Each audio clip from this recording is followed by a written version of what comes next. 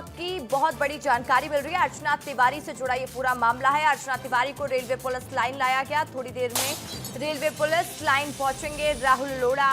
Railway SP Rahul Lodha अर्चना तिवारी से करेंगे पूछताछ। अर्चना तिवारी से पूछताछ के बाद होगा मेडिकल के बाद परिजनों को सौंपेंगे रेलवे पुलिस। तो देखिए, मेडिकल के बाद रेलवे पुलिस परिजनों को सौंप देगी। इस वक्त की बड़ी जानकारी आपको दे रहे हैं, बड़ी खबर आपको बता रहे हैं।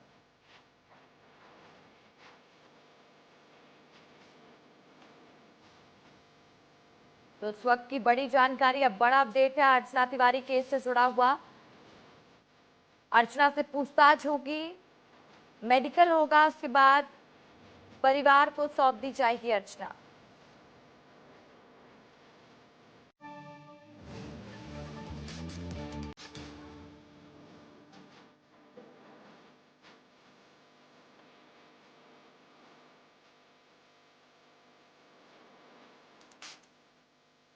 तो वही देखिए, अर्चना तिवारी को लेकर एक और बड़ा खुलासा हुआ है। अर्चना ने खुद अपने भागने की साजिश रची थी। जीआरपी ने इस बात का खुलासा कर दिया है कि अर्चना ने ये प्लानिंग खुद की थी।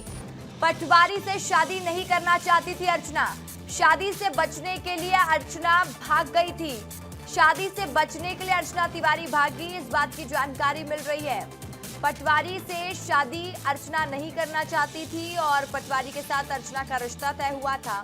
अर्चना तिवारी को शादी नहीं करना था और जो रेल एसपी ने जानकारी दी है कि अर्चना की इंदौर में सारांश से दोस्ती हुई। ट्रेन से अर्चना और सारांश जा रहे थे। अर्चना और सारांश का आमने सामने रिजर्वेशन था और वहीं सारांश से व्हाट्सएप कॉल पर बात करती थी अर्चना। और जीआरपी थाने में मौजूद है रंजना, मेरी सहयोगी इस वक्त सीधा लाइव जुड़ गई है मेरे साथ। रंजना, देखिए, आपने कल भी ये जानकारी दी थी और साफ कह दिया था कि जो रेल एसपी कह रहे थे कि बहुत बड़ा खुलासा होने वाला है, वो बहुत बड़े खुलासे हो भी रहे हैं, लेकिन अब भी कई सवाल बरकरार है। जानकारी मिल रही है कि एसपी अभी पूछताछ करने वाले अर्चना से। क्या अपडेट है?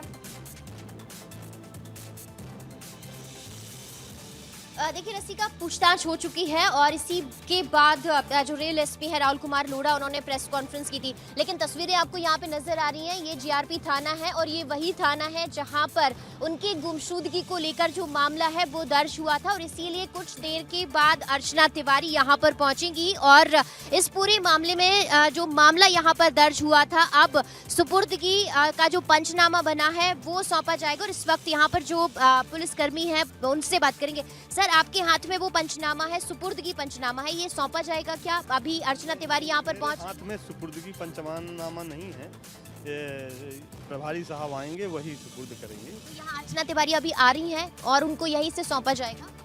ये भी मैं क्लियर नहीं बता पाऊंगा कि आ रही कि नहीं आ रही।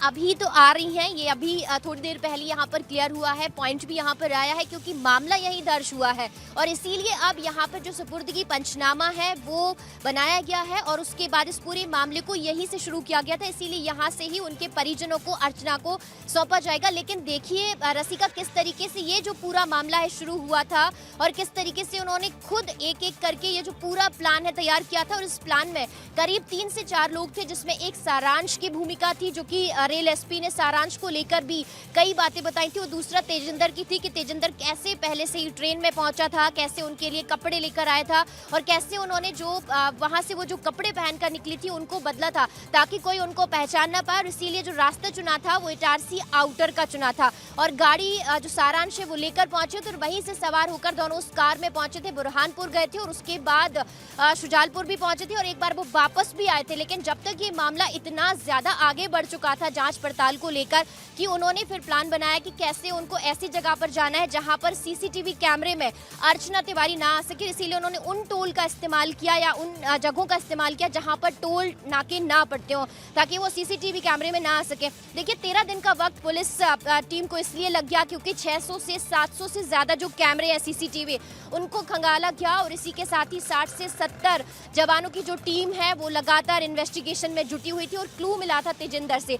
क्योंकि तेजिंदर को दिल्ली पुलिस ने एक क्राइम के मामले में गिरफ्तार किया था और उसके बाद ही पुलिस दिल्ली पहुंची थी और इसके बाद ही जो सबसे बड़ी गुत्थी है वो इस पूरे मामले में सुलझी कि आखिर तेजिंदर का कनेक्शन इस पूरे मामले से हो सकता है। और उसके बाद ही अर्चना तिवारी का सुराग लगा, जो कि नेपाल बॉर्डर में थी और अब उनके परिजनों को सौंपा जाएगा। और सिर्फ इस बात को लेकर नाराज थी क्योंकि वो शादी नहीं करना चाहती पटवारी लड़के से, और कई रिश्ते उनके पास आ रहे थे लेकिन वो शादी नहीं करना चाहती थी। और इसी बात से नाराज होकर उन्होंने पूरा अपने लापता होने का जो प्लान है, जो साजिश है, वो खुद अर्चना ने रची थी, रसिका। और सबसे बड़ी बात ये है कि अर्चना ने खुद तेजिंदर को अपना जो मोबाइल फोन है, अपनी जो घड़ी है वो दी थी और ये कहा था कि उसे बुदनी घाट पर फेंक दिया जाए ताकि जब पुलिस सर्चिंग करे तो उसे उसी जगह पर खोजा जाए जहां पर उन्होंने अपना मोबाइल तेजिंदर से फेंकवाया था।